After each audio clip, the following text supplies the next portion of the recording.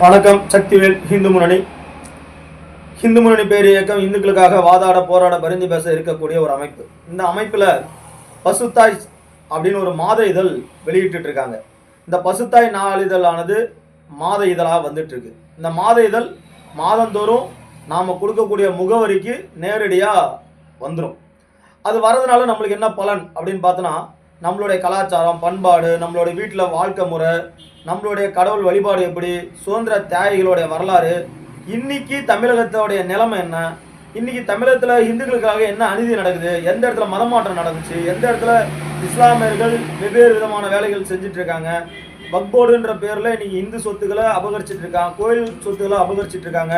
இப்படி பல்வேறு விதமான வேலைகள், ஒட்டுமொத்த இந்துக்களுக்கும் அநீதி நடக்கக்கூடிய வேலைகள்லாம் இன்னைக்கு இந்து முன்னணி கையில் எடுத்து செஞ்சுட்டு இருக்காங்க. அப்படிப்பட்ட செய்திகள் தமிழகத்தில் எந்த நாளிதழையும் வரதில்லை. அதனால் அனைவரும் பசுத்தாய் சந்தா செலுத்தி வருடத்திற்கு 200 ரூபா வீதம் மாதம் ஒரு புத்தகம் உங்கள் முகவரிக்கு வந்து சேரும்.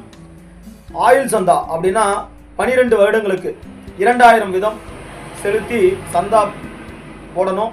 இது ஒவ்வொரு இந்துக்கள் வீட்டிலையும் இருக்கக்கூடிய ஒரு பத்திரிக்கை. ஏதோ யாரோ ஒருத்தர் யாருக்கா இந்த பத்திரிக்கை அப்படின்னு நினைக்க வேணாம்.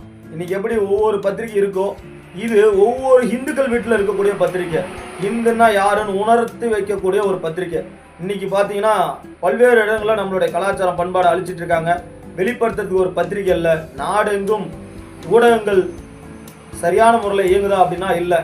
ஒட்டுமொத்த இந்து சமுதாயத்துக்காக இருக்கக்கூடிய ஒரே ஊடகம் பசுத்தாய். இந்த பசுத்தாய் நாளிதழானது மாத இதழாக உங்கள் வீட்டை தேடி உடனடியாக சந்தா பதிவிட வேண்டும் என்று கேட்டுக்கொள்கிறோம். இந்து முன்னணி, கள்ளக்குறிச்சி மாவட்டம்.